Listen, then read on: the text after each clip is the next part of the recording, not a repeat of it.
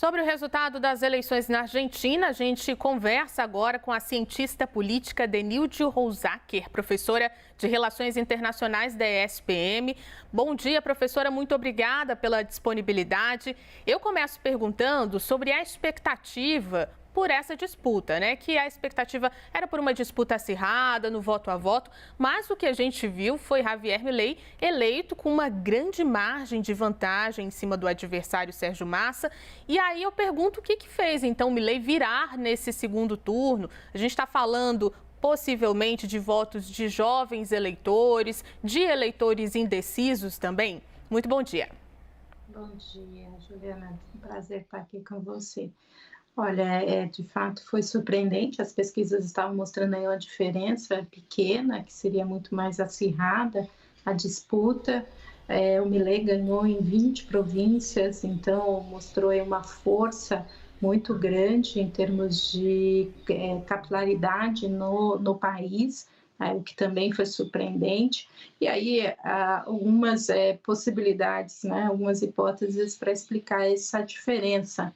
Uma que, como acontece em muitos países, né, e a gente vem falando, é que as pesquisas não conseguem captar um eleitor que é o chamado voto envergonhado, né, aquele eleitor que não declara, e principalmente quando é um candidato que tem aí uma pressão muito forte dos pares, e que tem posições muito radicais ou muito distintas, o eleitor acaba não declarando a sua posição, mas no momento do voto, sim, acaba sendo decisivo. O outro, as pesquisas tinham indicado um alto nível de eleitores indecisos até na última semana em que se tinha resultados. Então, e esses eleitores indecisos tinha aí uma propensão grande de votar favorável ao Milei, porque vinha do eleitorado da centro-direita. Então, também pode ter feito este movimento no final e garantir a vitória do Milei. E o terceiro fator foi a força da centro-direita, e o apoio do Macri foi aí decisivo, fez com que o Milei ajustasse um discurso para conseguir esse eleitor mais de centro.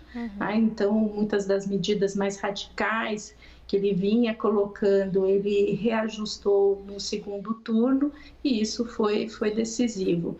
Para o peronismo e para o Sérgio Massa foi uma derrota muito significativa, mesmo com toda a máquina do governo e com a mobilização de vários setores, eles não conseguiram ter votos suficientes.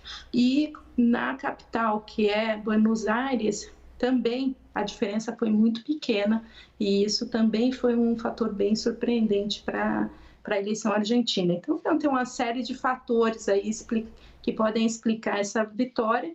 O Milei sai com força, né? Tem aí agora um apoio maciço da população, apesar de não ter um apoio no setor político, e essa vai ser a sua grande momento de desafio, que é construir a coalizão para conseguir ter governabilidade. Exatamente. Eu vou chamar para a nossa conversa também professora Basília Rodrigues, nossa analista de política, que também está por aqui, e abro então esse espaço para você também fazer perguntas. Basília, com você. Obrigada, Juliana, professora. Obrigada mais uma vez por estar aqui com a gente na CNN Brasil, tirando dúvidas sobre a política da Argentina. Minha questão é o seguinte: como diferenciar um relacionamento pragmático de um relacionamento pessoal? O presidente Lula optou por uma manifestação ali nas redes sociais, falando da Argentina, da democracia, do país vizinho, e não uma ligação para o Javier Milei. Então, o que está em jogo? O que pode vencer ou perder interferir nessas relações entre os dois países quando você tem dois políticos que não são do mesmo campo, dois presidentes que não conversaram durante a campanha eleitoral, mas agora vão ter que presidir cada um seu país dentro de um mesmo continente.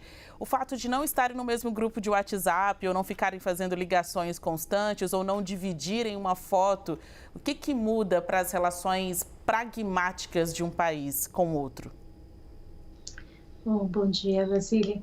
Olha, a gente tem que separar aí essa relação pessoal, ela é positiva, né? Quando dois líderes políticos de diferentes países têm uma afinidade ideológica, facilita o diálogo e ajuda a construção aí de ações conjuntas. Mas a gente tem que olhar para a diplomacia e olhar para como vai ser construídos os canais de diálogo entre os dois governos. E aí é bem possível que a gente tenha já, e a diplomacia brasileira ela é muito bem sucedida em fazer, em construir essas pontes, e tem uma relação muito forte com a diplomacia argentina, né? São os dois países aí têm uma relação política de cooperação de longa data e isso não se perde. Então, em política externa, o longo prazo é importante e esse relacionamento construído no longo prazo é o fator que a gente vai ter que acompanhar. Tudo indica que já tem um diálogo sendo feito entre as representantes do Milei e a diplomacia brasileira para que se estabeleça uma agenda. Não vai ser uma agenda fácil de ser estabelecida e aí, pragmaticamente, os dois países têm posições diferentes em termos de política e agora mais claramente essas diferenças vão ficar bastante fortes, então isso é um ponto que a gente vai ter que analisar os riscos, tanto para o Brasil quanto para a Argentina. Agora, é uma relação muito importante para os dois países, tá? Tanto economicamente quanto também politicamente. Então esse esforço diplomático é que vai acabar sendo aí um ponto importante para o relacionamento. Agora, a relação entre os dois presidentes possivelmente será uma relação de distanciamento, pouco contato, e até pode ser que a gente tenha aí mais atritos em falas de posições. A gente vai acompanhar e eles vão ter que se reunir, ou se não se reunirem, vão ter que ter algum tipo de canal de conversação também, né? As relações do Mercosul são muito próximas, mesmo que o Milei queira ter uma renovação do Mercosul ou até um rompimento no Mercosul, isso vai exigir um diálogo com a presidência brasileira e aí a gente vai ver qual que vai ser o grau de atrito e de contraste. O governo brasileiro está fazendo um esforço grande em não entrar no embate. A gente vai precisar ver como que vai ser para o Milei essa questão, dado que ele também vai ter uma agenda muito intensa nesse começo de governo e com muitos desafios. Então, arrumar um atrito com seu vizinho próximo no momento em que você precisa focar na economia e focar na sua agenda doméstica pode ser também um grande risco para o próprio Milei. Agora, professora, desafios também de colocar ali as propostas, tirar as propostas do papel, né, cumprir com as promessas. A gente observou bastante o discurso ali de Milei da Vitória e ele não falou, por exemplo, sobre um dos pontos da campanha, que é a dolarização da economia. E a gente sabe que a economia é o ponto fraco ali da Argentina. Estamos falando de 140% de inflação ao ano, de 40% da população na situação de pobreza. Esses pontos não estarem mais polêmicos no discurso de Vitória significa uma mudança de rota? Como é que a senhora acredita que vai ser, então, daqui para frente?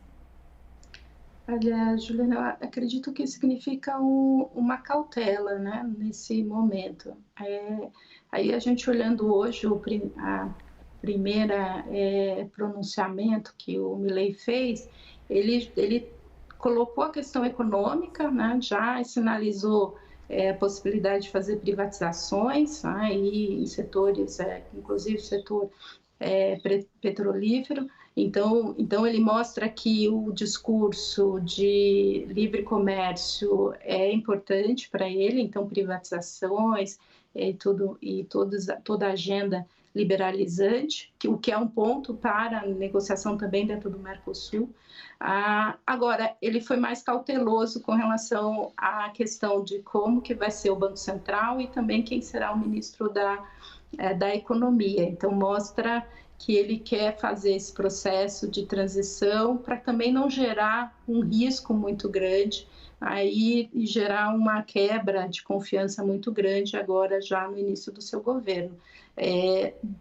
Não dá para saber se essa agenda não entrará logo depois que ele assumir, mas pelo menos neste momento ele está mostrando uma certa cautela. A gente tem que lembrar que o Milei é um economista, vem da área financeira, então sabe também a dinâmica e como funciona a lógica de risco econômico e o que isso pode gerar em termos de turbulência.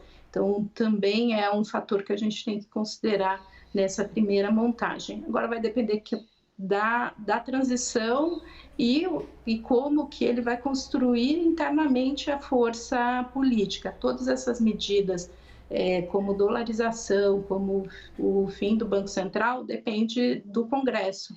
Então, isso depende também da governabilidade, da capacidade da coalizão que ele vai conseguir construir. Com certeza.